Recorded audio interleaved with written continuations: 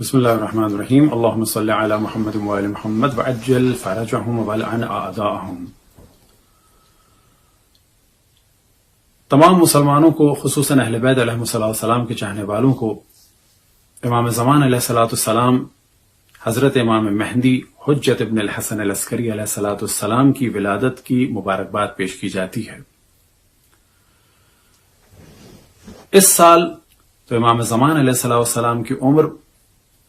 قمری کیلنڈر کے اعتبار سے 1185 سال ہو جائے گی۔ بالفاظ دیگر کہا جا سکتا ہے کہ اس سال 15 شعبان 1440 کو امام زمان علیہ السلام کی 1150ویں سالگرہ ہوگی، لیکن اسی دن آپ کی عمر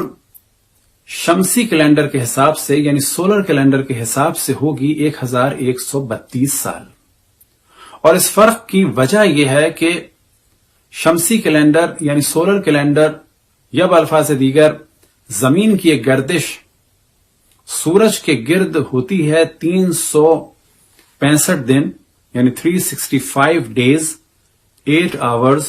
48 منٹ اور 34 سیکنڈ، اور لونر کیلنڈر یعنی قمری سال کی جو مدت ہے وہ ہوتی ہے 354 ڈیز 5 آورز 48 منٹ اور 48 سیکنڈ۔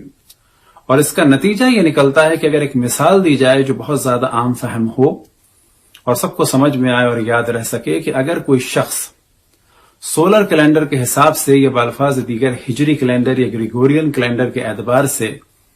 32 سال کا ہو جائے تو اسی دن وہ 33 سال کا ہوگا قمری کیلنڈر کے اعتبار سے۔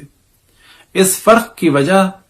سے امام زمان علیہ السلام کی عمر قمری کیلنڈر کے اعتبار سے یعنی اس 15 شعبان 1440 ہجری کے جو 21 اپریل 2019 کو ہوگا، آپ 1185 سال کے ہو جائیں گے، اور شمسی اعتبار سے 1132 سال کے ہوں گے، اور یہ فرق ہوگا 53 ایئر کا۔ اس دن امام زمان علیہ السلام کی خدمت اقدس میں بلا شک تحفے ہمیں دینے چاہیے، لیکن میں ایک تحفے کے بارے میں بات کروں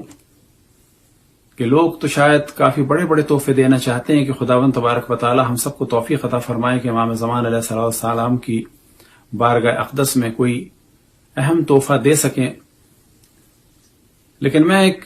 ایسے تحفے کی بات کروں گا کہ جو بہت ہی حقیر اور بہت ہی پست ہے اور ان کی شان کے مطابق نہیں ہے، لیکن وہ تحفہ بھی شاید ہم نہ دے سکیں۔ بس دعا کرنی چاہیے کہ ایک بہت ہی حقیر اور ایک بہت ہی معمولی سا تحفہ کہ جس کو امام کی بارگاہ میں پیش کرنا واقعا مشکل ہے، اور اگر اس تحفے پہ امام زمان علیہ السلام کی نظر پڑ جائے کہ جیسا کہ دعائے ندبہ میں ارشاد ہوا، وانظر الینا نظرۃ رحیمۃ نستکمل بها الکرامۃ عندک، کہ ایک ایسی نظر کرم رحمت کی ہم پر ڈالیں کہ جس کے ذریعے سے ہم اپنی کرامت کو آپ کی بارگاہ میں مکمل کر لیں۔ وہ تحفہ کیا ہے؟ وہ تحفہ ایسی چیز ہے کہ جس کی ابتدا بھی نجاست ہے اور انتہا بھی نجاست ہے، اولہ نطفہ و آخرہ جیفہ۔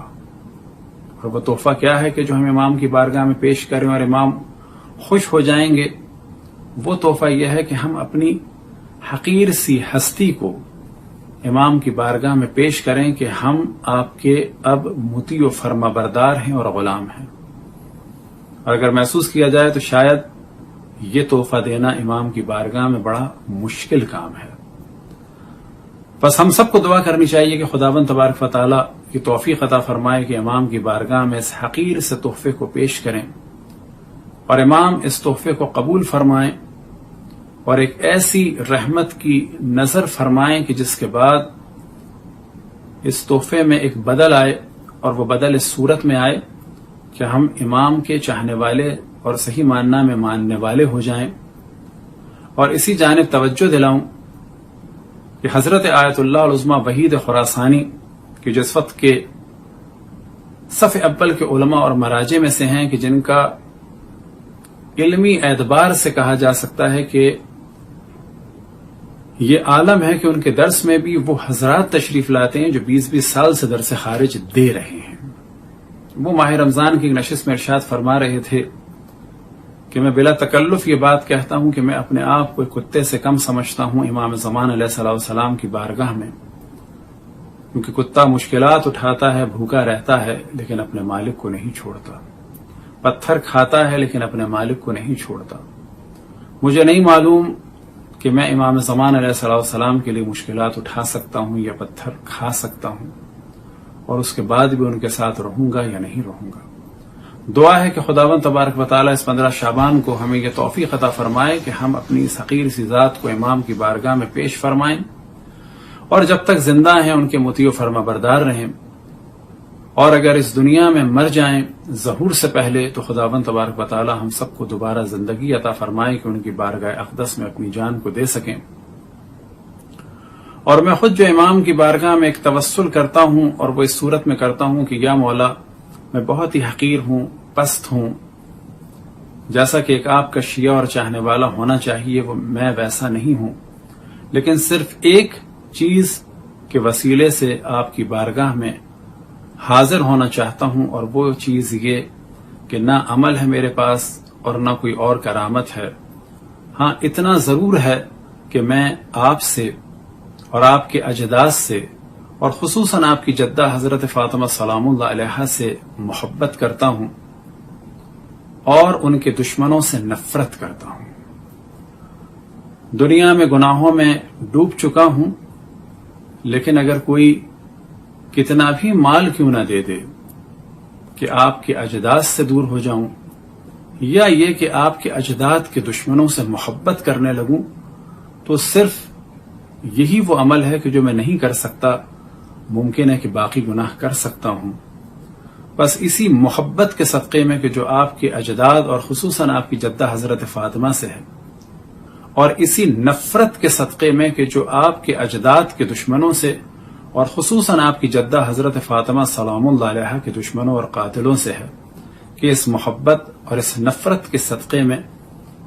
ہمارے گناہوں کو درگزر فرمائیں۔ وصلی اللہ علی محمد وآلہ الطاہرین۔ برحمتک یا ارحم الراحمین، وصلی اللہ علی محمد وآلہ